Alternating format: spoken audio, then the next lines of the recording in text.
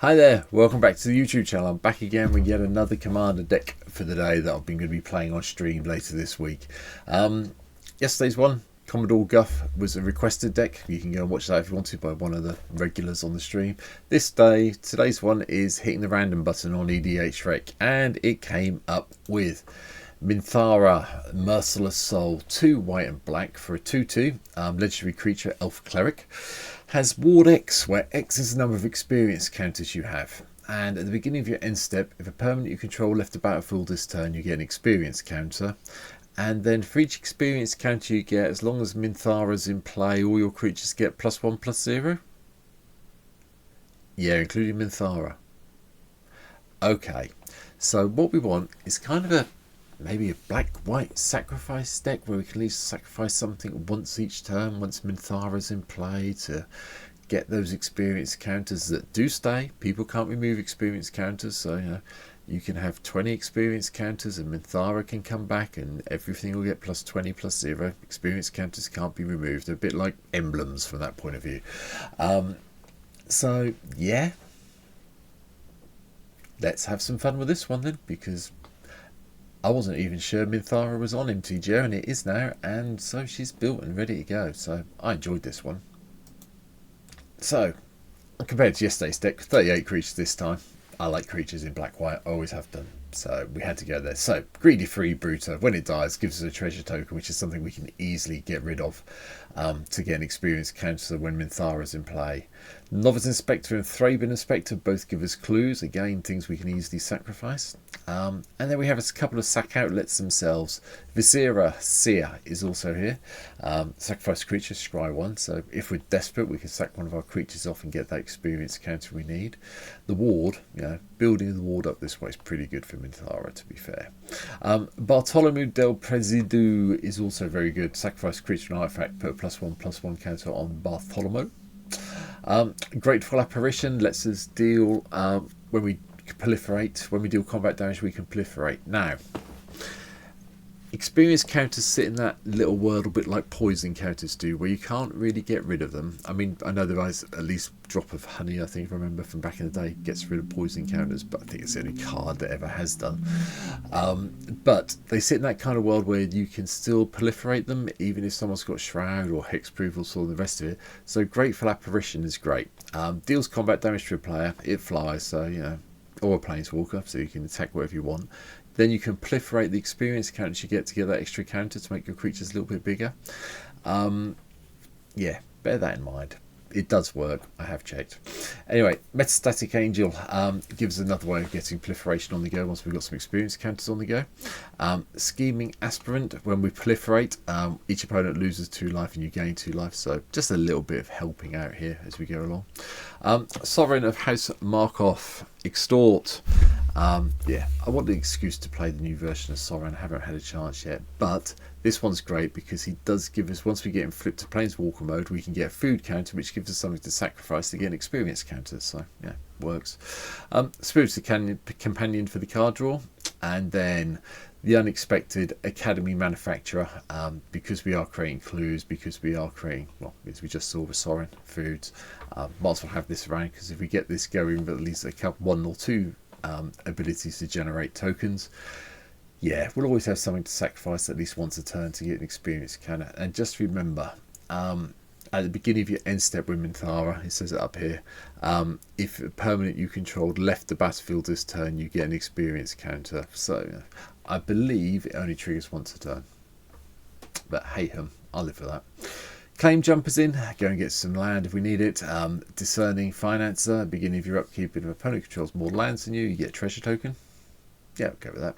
And you can give away your treasure tokens to draw cards if you need to in a nip. Flicker Wisp lets us blink things in and out, because we just need our permanents to leave the battlefield and then they can come back. So there's quite a bit of blinking in the deck as well, because it does work with Minthara. Proud Pack Rhino also in, it comes into play, you get a shield counter or we can proliferate. It is quite nice coming in and putting the shield counter on Minthara, I'll be honest, just so we've got a little bit more protection. Even though she's got a ward, chucking the shield counter on it isn't the worst plan in the world. Beezer the Bounding Spring gives us a treasure token and some life, and some cards and a couple of creatures if we need them. Oh, we do get life as well. I forgot about that. Yeah, so it gives us everything we need, basically. It's a nice one to blink in and out with a few blinker flicks we've got. Disciple of Bolus, we can sack another creature off, gain that much life and draw that many cards where X is its power. Gives us another way of sacking off things. We've always sacked something off from Minthara. Elandra, the Dusk Rose, whenever a creature dies, we get to put +1/+1 counters and end up with all those lovely vampire tokens. At the end of the day, I'm in a black-white deck and I couldn't resist playing Elenda in it, so yeah. Felidar Guardian does some blinking for us to make sure we haven't got to keep sacking things off if we don't need to. Grim Hireling, when we deal combat damage, well, one or more creatures deal combat damage to a player, we get 2 treasure tokens. So don't forget, if you attack all 3 of your opponents in Commander, you all get some damage and you get 6 treasures. Pitless Plunderer, whenever the creature dies, gets treasure token. Yep, that's one way to get the chain going again with Minthara, especially if you've got the Manufacturer in play. Academy Manufacturer. There you go, that's what I was trying to think of. Restoration Angel just blinks things in and out, as does Salvation Swarm from Bloomborough. Shadowheart Dark Justicar is a bit of a fixed version of the before mentioned sack guy whose name I've now completely forgotten. Disciple of Bolus. That's the one I'm looking for. Sorry, brain dead. 3/4 for 3 and a black. Sacrifice another creature once you pay a black and 1 to and a tap to draw X cards, and that is where X is that creature's power. Now you don't gain the life, but this is repeatable, unlike the one shot with the Disciple of Bolus. So your call. Solemn Sim, get a land, dies, draw a card. Carmen, the Cruel Sky Marcher. Whenever a player sacks a permanent, you get to put a +1/+1 counter on Carmen and gain a life, which in this deck is amazing. Yeah, and when you attack, return up to 1 target permanent with mana value less than or equal to Carmen's from the graveyard to the battlefield. You can't fault it, you really can't. Cavalier Knight just gives a bit of targeted removal and a way to sack something else off if we need to, and then return something when it dies. Nolan's Choir Master does whenever your commander you control enters the battlefield or attacks, we get to proliferate, so it makes all your creatures bigger when you attack with Minthara. Old Flitterfang, at the beginning of each end step, if a creature died this turn, you get a food. Not just your end step, everybody's end step. Yeah, Flitterfang had to come in. Overlord of the Balemark, just like playing this card, do a bit of milling and then returning non-Avatar creature cards or planeswalkers from our graveyard to our hand is nice. And then just the usual selection of what you see in a black-white deck. Well, black deck mainly, but some white. So Sheldred here. Hopefully we'll get over to true scripture size. Grave Titans if we get a couple of zombies to help block with. Magister of Worth because I wanted something I could do some voting with. I really do like doing the voting side of things. Massacre Worm just helps control the board a bit. Sun Titan to bring back some of our stuff that we may have sacked off in the game. Yeah, Flicker Whisper, I'm looking at you, Proud Pack Rhino, etc. Angel of Serenity because blinks, well, takes things in and out if we need to, and removing things from our graveyard at the end of the day and bringing them back is something that could be useful in this deck, I felt. Overlord of the Mistmalls, I want to try it out a deck, that's why it's here. You can change it if you want to, but I think the impending 4 for 2 and double whites give us a couple of 2/1 white insect creature tokens with flying could be useful, especially if we've got some reasonable experience counters around. Gives us some nice big flies in the air. And then speaking of flies in the air, Archon of Cruelty. Yeah, sorry, just turns up my black decks. Love it, can't not play it. Planeswalkers, Vraska's, Betrayers, Stingers in just for the whole proliferation bit, so we can proliferate up our experience counters. And then from the spells point of view, we have a whole load of things that flicker. So Cloud Shift, Ephemerate, do the whole blinky thing. Path to the Exile, Swords to Plowshares gives us some control. Fateful Absence is nice. We can Fateful Absence one of our creatures if we need to, if it's being exiled. I have saved my creatures that way to get them in the graveyard. And then we get an investigation thing, but at the end of the day, it's another bit of removal if we need it. Flicker of Fate, there's a whole blinky along with Ghostly Interlude, Ghost Away, and Teferi's Protection just saves us from everything. Damnation is here just for a bit of board control. Semester's End does the whole blinky thing. Settle Beyond Reality lets us have a bit of targeted removal and a blink effect if we need it to get our experience counters up at the end of turn. Have to play this during our turn. It is a sorcery, but you know, exiling something a creature we don't control and then exiling a creature we control to return it is nice. And finally, Vat Emergence from Phyrexian will be one. Get there in a second. Put target creature from a graveyard onto the battlefield under our control. Now, it can be any graveyard. Bear that in mind. And then we get to proliferate to get some extra experience counters. Just like a bit of fun with it, to be honest.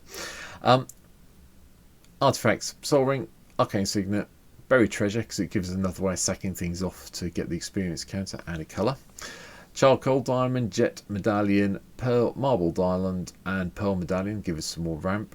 Throne of Geth, if we need to sack off some artifacts, we can proliferate. Don't forget, you can just sack this off to itself if you just want to get that proliferation in to get that final few experience points that could mean the end of the game for your opponent. But we can sacrifice one of the treasures, one of the clues we're creating, etc. Foods. And then we have Nuka-Cola Vending Machine coming in from Fallout. Yeah, I quite like this. I have to admit, the first time I played this card, I was like, oh, is it any good? And then I realised I paid 1 to get a food and then paid 2 to gain 3 life and get a treasure token. Yeah, okay, it's tapped, but it works with any food. Yeah, so it's good. Anyway, Transmutation Font gives us a blood token, a clue token, or food token. And then we can sacrifice 3 different tokens with different names to put an artifact card from our library onto the battlefield, which is quite nice. It goes and gets us one of these if we need it. 2 enchantments, nothing too fancy. Both give us treasures. Monologue Tax gives us a treasure when someone casts a second spell, and Smothering Tide gives us treasures when people draw. We all know that. Lands, black and white lands all the way through. Nothing fancy. Khan's Bastion's here for the proliferation side of thing. Field of the Dead's here to give us some zombies, which is nice. Field Passage, you know the core score. There's nothing here that isn't going to be something you haven't seen before. Again, though, I have managed to avoid the Temple of the False God and the Reliquary Tower for this deck, because I don't think you're really going to need it at the end of the day. But that is it. That is my take on the first random commander for this week. Minthara, the Merciless Soul. Hope you've enjoyed it. If you think there's anything I've missed out, let me know down below.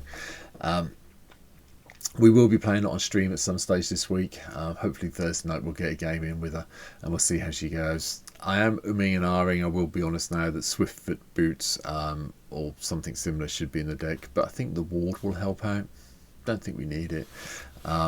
Once we get the experience tokens going, I think we should be alright with Ward, but it might be we need it just to protect it for the first turn, but I'm still thinking on that. But for now, thanks for watching. As I said before, anything you think I've missed out, leave me a comment down below. Hit the subscribe button if you can, I'd love it, or come and follow me on Twitch to watch me play these on MtGO later in the week.